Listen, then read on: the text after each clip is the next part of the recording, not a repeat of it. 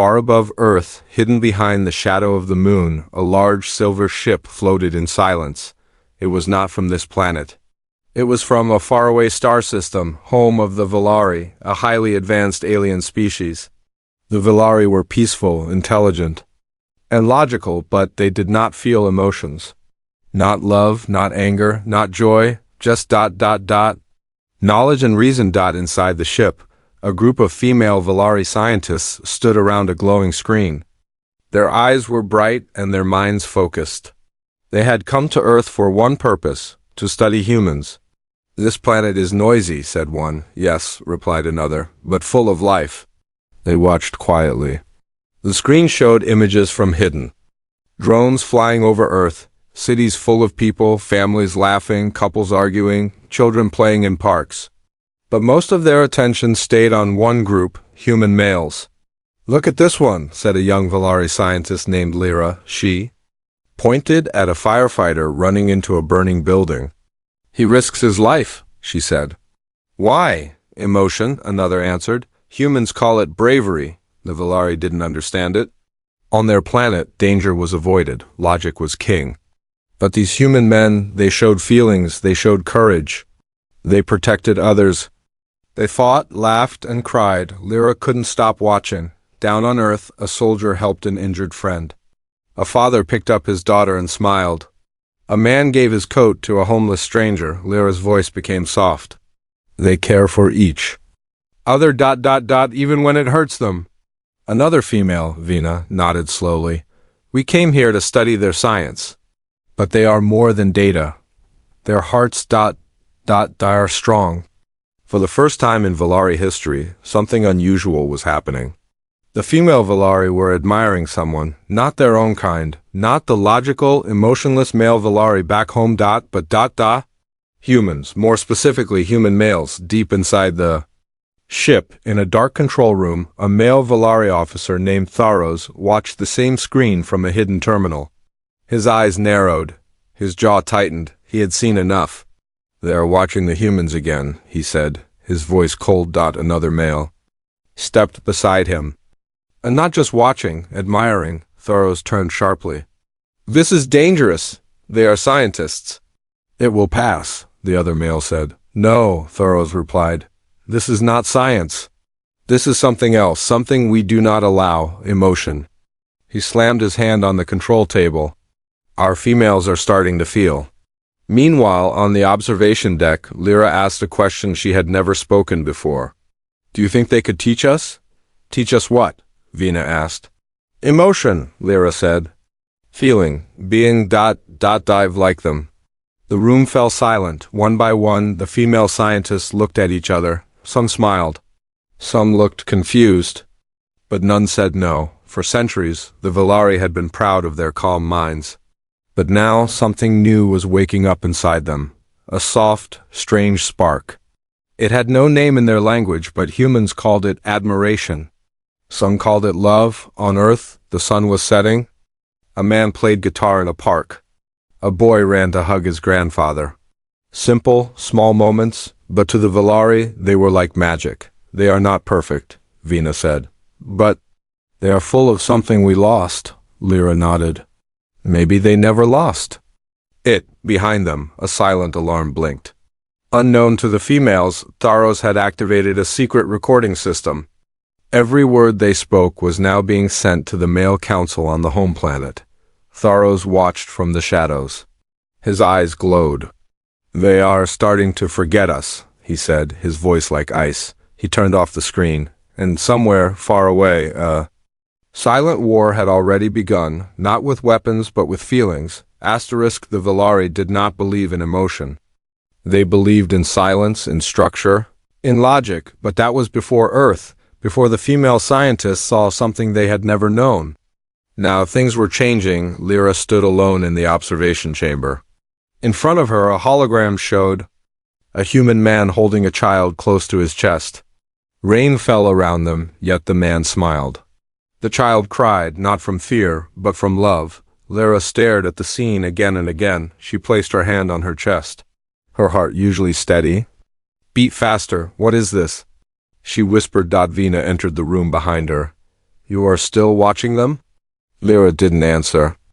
Her eyes were wet, not from injury, but from something else. A strange pressure in her throat, a heat in her eyes. Something inside me hurts, she said softly. Vina paused, then said carefully, I watched a human man cry today. Not from pain, but from joy. Lyra turned to her. Why are they like this? What gives them this power? Vina replied. They feel. That's what gives them strength. Back on the home planet Valerian, a dark meeting took place. Inside a cold chamber, the male Valari council stood around a crystal table. On the screen in the center, the females' recent conversations played again. Admiration, emotion, curiosity, weakness. Heroes stood tall. They are forgetting our values? One of the elders asked, what are they learning from these creatures? Tharos answered firmly, they are learning to feel. That is dangerous. Another council member frowned. And if it spreads?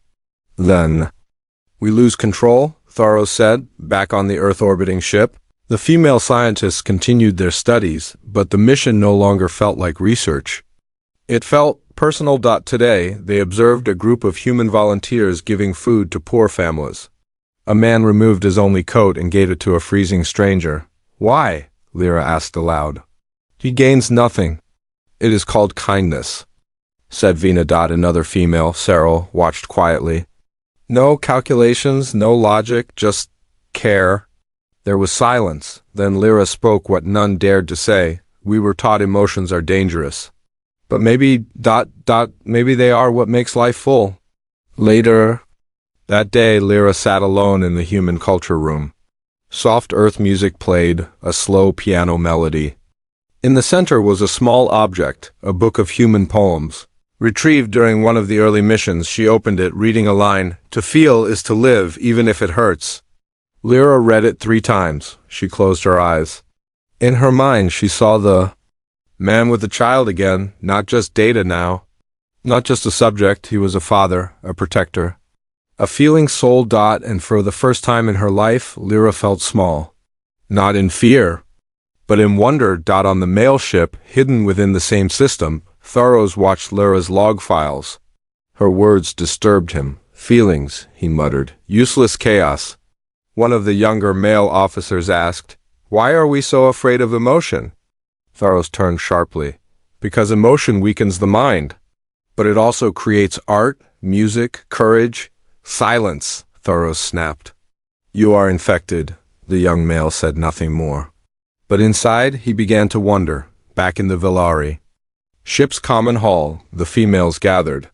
Lyra stood at the center, holding a human object, a small toy left behind by a child during a scan. It has no value, Lyra said. But it holds meaning. She passed it around. Each female touched it carefully. They were no longer just scientists. They were explorers of something deeper, of emotion, of connection. Maybe we were wrong, Vina said softly. Maybe logic is not enough. Suddenly the lights flickered. A message arrived from the male council. Return immediately. Your mission is over. The room went silent. Lyra looked around. Faces once calm now looked worried. They know, she said. Vina whispered. They are afraid. Later, as Lyra stood by the large viewing window, Earth hung below like a glowing blue pearl. It feels like home now, she said. Vina joined her. Do you regret learning how to feel? She asked. Lyra smiled softly. No, for the first time. I feel alive. Unknown to them, Tharos had already launched a hidden ship. A shadow moved across the stars, heading toward them. Emotion had opened a door, but what would come through it next? The stars above Earth were quiet, but inside the dark corners of space, something had started to grow, something the Valari never expected. Not war, not rebellion, but jealousy. Tharos stood alone in the command room of the male Valari cruiser. Before him, floating in the dark, was the female science ship, once loyal, now drifting further away. He stared at it, eyes cold. They used to follow logic, he said, more to himself than anyone else. Now they follow feelings. Behind him, a younger officer named Kale looked uncertain.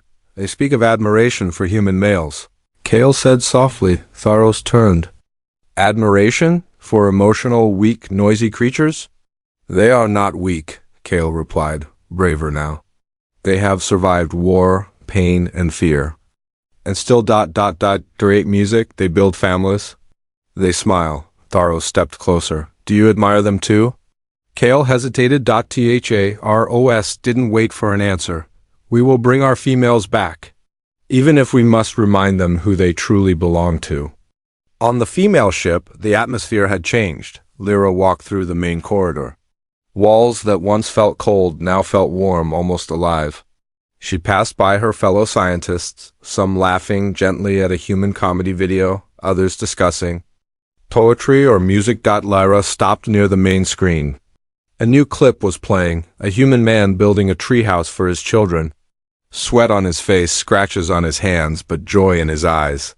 He does this for his offspring, Cyril said, watching. With quiet awe.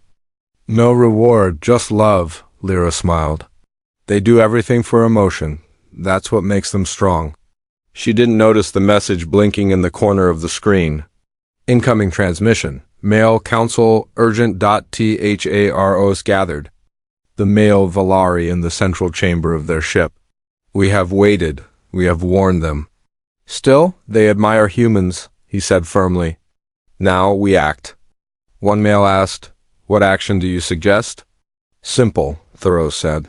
We remind them what we are.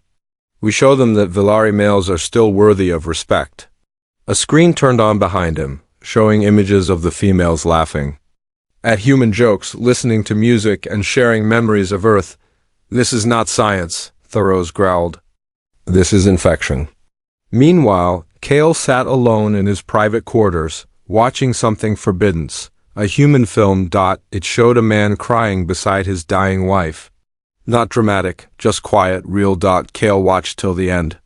When the man kissed her hand and whispered goodbye, Kale felt something strange in his chest. He closed the screen quickly, but the feeling remained.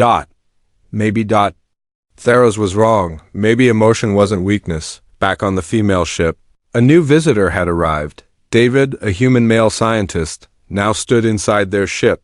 He had been carefully invited to observe Valari culture, but the real reason was curiosity. Lyra guided him through the halls. You seem calm, she said. David smiled. I'm used to weird places. You are not afraid? I've been married. I faced worse, he joked. Lyra tilted her head. That was humor? David grinned. Yes. She laughed. It was soft, awkward, but real. From a hidden corner of the ship, a spy drone recorded everything. The footage was sent straight to Tharos. He watched Lyra's laughter, then David's smile, and his fist clenched. He makes her laugh? He said with quiet anger. We built a civilization. We offered knowledge, peace, and now she laughs for a human? Tharos smashed the monitor. Later that night, David sat with the female scientists, explaining human ideas. In our world, he said, we love deeply, we fight, cry, feel everything. That's what makes us human.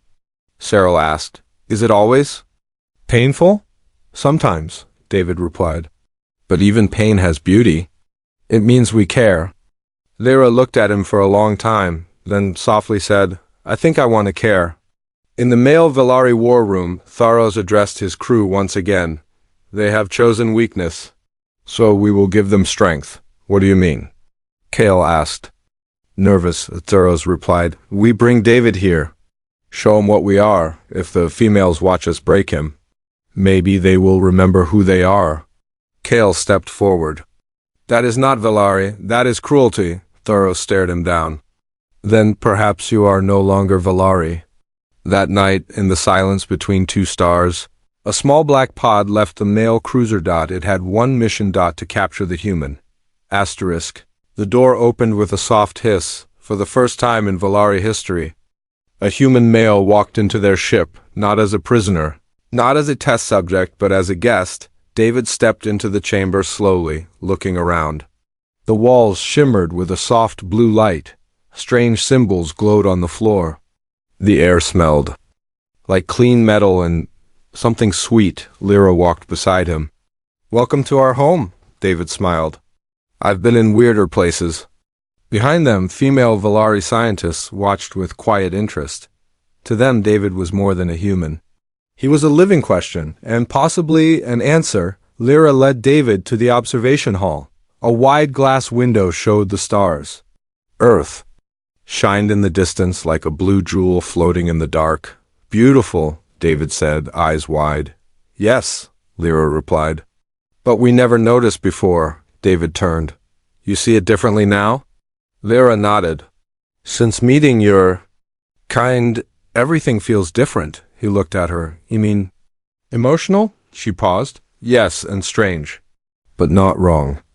In another room, Cyril played a short clip of human music, a soft piano piece. David heard it and smiled. That's one of my favorites, he said. What does it mean to you? Vina asked. It reminds me of someone I lost, David said. Gently, it makes me sad, but I love it. The Valari looked confused. You love it because it makes you sad? Cyril asked. Yes, David said. That's the power of emotion. Pain reminds us that something mattered. They sat in silence, letting the music fill the space. None of them had ever felt this before, a pain that healed, a sadness that gave comfort.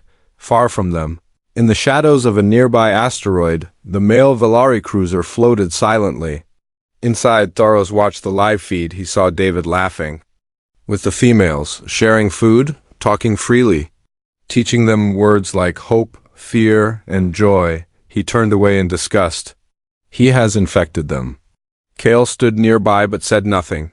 Send the pod, Tharos ordered. Bring the human here, now. Back on the female ship, David stood in the garden chamber. The Valari didn't need plants to survive, but the females have built this room after learning about Earth's forests. David knelt beside a small tree. You made this?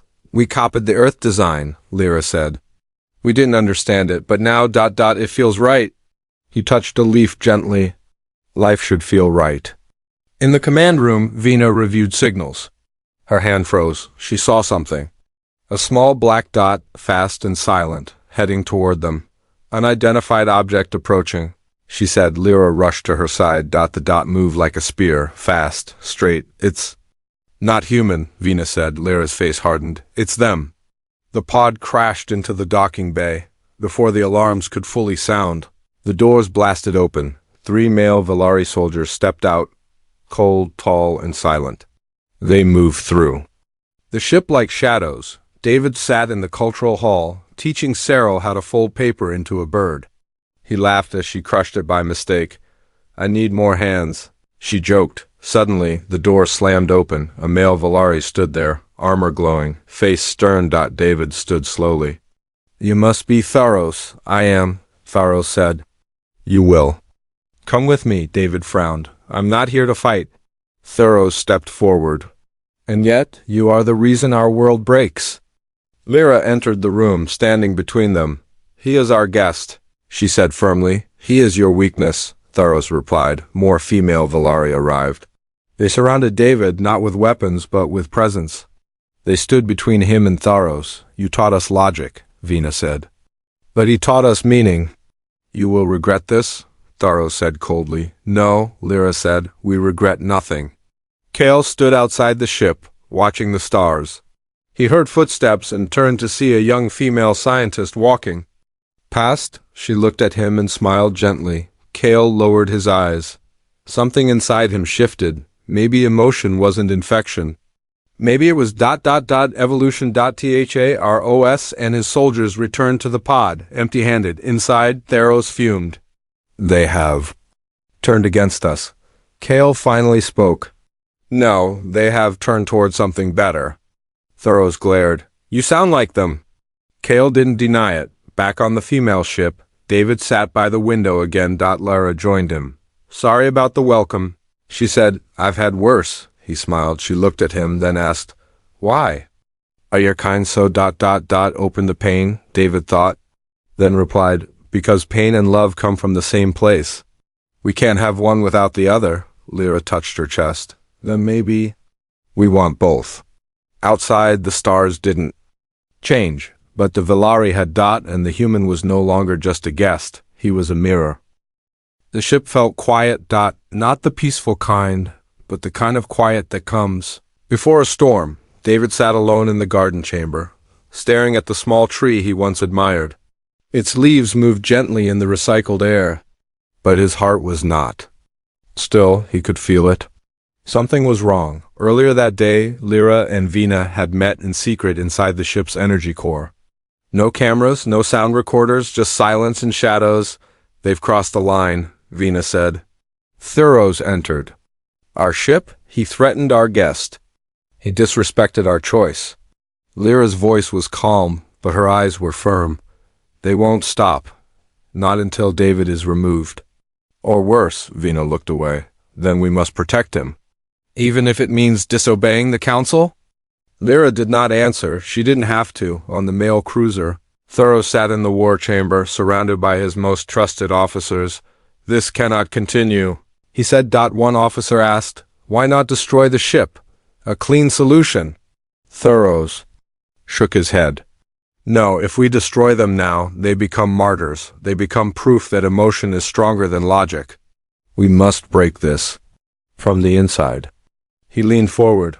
We do it quietly. We isolate the human. Make him leave on his own. Make him doubt.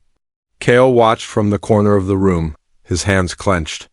Something inside him twisted. That night, David received a strange message on his communicator. It was simple. You are not safe here. Meet me in Sector 3. Come alone. Volt, he frowned. Vina? He didn't know if he should trust it. But part of him already did. He left quietly, walking through the silent halls of the ship. Lights flickered low. Everything felt off. He entered. Sector 3, a cargo zone rarely used. The lights were dim. Shadows stretched across the floor. Hello? David called. No answer. He walked deeper. Suddenly, a noise behind him. Footsteps. He turned and froze. 3 male Velari soldiers stood at the entrance. Trapped. In the command room. Alarm suddenly flashed. Unauthorized presence in Sector 3, Cyril said. Lyra jumped from her station. David's signal is there. Vina's eyes widened. It was a trap. Lyra didn't wait. She ran. In Sector 3, David stood firm. What do you want? He asked, voice calm. One of the soldiers stepped forward. Your presence divides our people. You must leave. Now. David raised his hands. Then say it to my face. Don't sneak around. We don't want to harm you, another said. But we will if it means saving our race. David looked into their cold eyes. You think your race is dying because your women admire me? The lead soldier snarled. Because they are forgetting us. David took a breath. Maybe they're just remembering themselves. Before the soldier could reply, the doors flew open. Lyra stormed in, followed by Vina and 2 more females. Enough! Lyra's voice echoed. This is not our way, she said. The soldier stepped back slightly. He is a threat, the lead one growled. No, Vina said. You are. You bring fear, not wisdom. David stepped beside Lyra. I came in peace. I've done nothing but speak the truth. Lyra looked at the soldiers. Take one more step, and you'll face us all. The soldiers hesitated, then turned and left in silence. Later, in the meditation chamber, David sat beside Lyra. I should leave, he said. I don't want to cause division. Lyra looked at him for a long time. Do you think this is only about you? He blinked. Isn't it? No, she said softly. You're not the cause, you're the mirror. He was quiet. We are not fighting because of you, Lyra continued. We are fighting because we've seen a new path, and they want to pull us back. Meanwhile, Kale stood in the mail cruiser's hangar, looking at an escape pod. His thoughts raced. He remembered David's words. He remembered Lyra's eyes when she spoke of music and feeling. He remembered the fear in Tharos's voice, not fear of war, but of change. Kale made his choice. Back on the female ship, Lyra gathered the council. Tharos has crossed into our space. He has sent spies. He used our systems against us. We can no longer pretend this is about research, she said. This is about freedom, Cyril asked. Then what is your plan? Lyra looked at the map. We prepare, quietly. If they move again, we move first. Somewhere between the stars, a single pod launched from the mail cruiser. Inside sat Kale, eyes forward. Destination locked. He was heading toward David, toward the truth. Asterisk, the stars blinked like silent watchers. But tonight they would see something new. Not war, not peace, but revolt. Kale's pod slipped through the black like a shadow. He moved fast, avoiding scanners, dodging patrols. Every second he risked being caught, but he had made his choice. He was no longer just a male Valari officer, he was a traitor. Or maybe something braver. Inside the female Valari ship, tension filled every hallway. David sat in the communication room, hands shaking slightly. He had just finished recording a message to Earth. If this reaches you, I may not return, but I'm okay. I just want you to know, even here among stars, we're still connected by what matters, love, truth, and the right to feel. Lyra stood behind him, her voice soft. You believe in those words? I have to, David said. Otherwise, what's the point? She nodded. Then we stand with you. In the war chamber of the male cruiser, Tharos prepared his final plan. We gave them warnings. We gave them time, he said to the council. They chose weakness. They will now face consequence. The lights dimmed as a large red hologram appeared. The female Valari ship's layout. Target their communication core.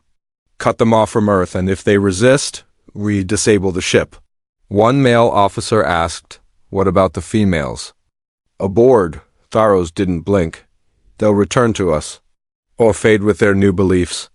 Silence. No one cheered. But no one stopped him. The alarm on the female ship sounded. Enemy vessel approaching, full speed, Cyril announced. Lyra's eyes narrowed. Tharos, she turned to David. This is it. We hold the line. We won't give in. David nodded. I'll help however I can. Vina armed the ship's defense systems. Shields on, power balanced. Lyra gave a command that no Valari had ever spoken before. Prepare for rebellion. Kale's pod reached the outer hull just as the two ships locked in position. He hacked through the magnetic shield and climbed inside, breath heavy, heart pounding. No turning back now. He moved fast through the lower decks until he reached a sealed door. A voice called from behind him. Stop! Kale froze. A female guard, eyes alert, weapon drawn. I'm not here to fight, he said. Then why are you here? She asked. Kale raised his hands. To help. In the command bridge, the lights flickered. The male cruiser had begun jamming signals. No contact with Earth, Vina confirmed. They're blocking everything. David leaned forward. Then they're afraid. That means they're losing. Outside, the two ships hovered above Earth's moon like giants locked in a silent argument. Kale was brought to Lyra under guard. The room grew tense. David stared at him, ready to speak, but Lyra raised her hand. Why did you come? She asked. Kale stepped forward slowly. Because I was like them. I believed in silence and logic and control. But after watching listening, I saw something better. He looked at David. You made us question everything. He turned back to Lyra, and I think I'm not the only one. On the male cruiser, Tharos gave the order, fire one pulse. Just enough to damage their shields. We send a message. The cannon powered up, but just as it did, systems glitched. Alarms flashed. Arrows turned. Report! One officer shouted, We've been breached. Someone disabled the firing controls. Kale's code had worked. Back on the female ship, a message broke through the jammer for 1 second. A small whisper in the static. You have all eyes inside? Now is your chance, Lyra smiled. We move.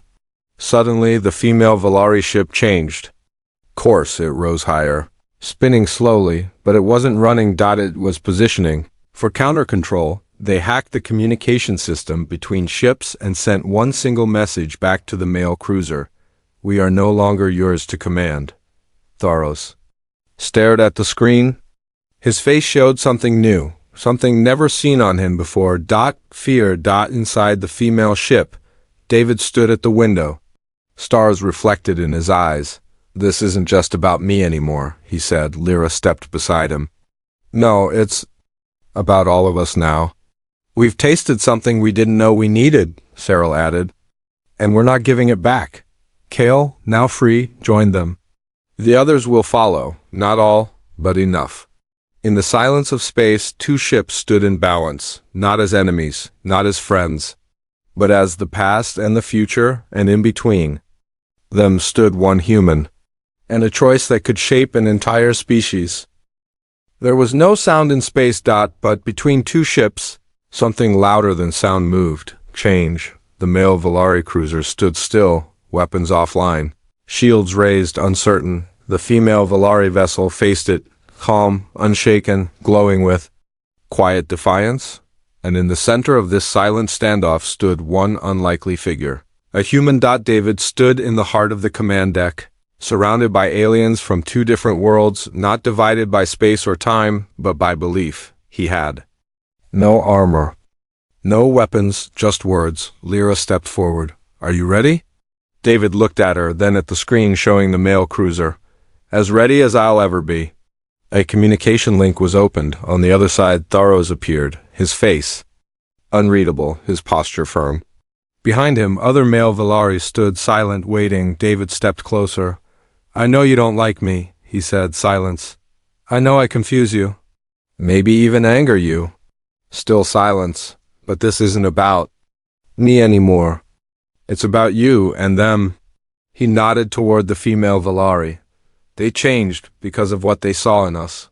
But what they really found was something they were missing in themselves. Tharos spoke at last. His voice was tight. They lost discipline, lost control. David didn't step back. No, they found meaning. He paused. You've lived by logic. It made you strong, safe, but it also made you numb. David's voice softened. What is strength without feeling? What is life without connection? Kale stepped forward beside David. He's right, Kale said. We've survived, but we haven't lived. Tharos turned sharply. You were one of us. I still am, Kale said. But I'm also more than I was, and so are you. You. Just don't see it yet. Lyra now joined David's side. We are not rejecting you, she said to Tharos. We are inviting you to feel what we feel, to evolve together. Tharos looked around. The room behind him was no longer loyal. Doubt had spread, quietly, slowly, like a soft breeze through a forest. Even he could feel it now, the fear, the anger, the pain. And deep under all that, something strange. Call on curiosity. David held up a small object, a photo of Earth he carried in his pocket. This is my home, he said. A place full of flaws, war, hate, mistakes, but also music, love, hope. He turned it toward the screen. If you want to know what it means to be alive, start here. Start with feeling. Silence followed, a long, heavy silence. Then, the male Valari cruiser shut down its weapons. One by one, lights dimmed. Shields lowered. Tharos spoke, quietly this time, returned the human. And the rest we will consider. Lyra looked at David. David smiled. It's okay. I came to build a bridge, not to stay on one side. They said goodbye in the garden chamber. Lyra handed him a small glowing crystal. Our memory of you. She said, what you gave us cannot be erased. David held it tightly. What you gave me. Changed me too, Cyril nodded. Go, but don't forget us. Kale gave a small salute. We'll do the rest. A small transport carried David back toward Earth.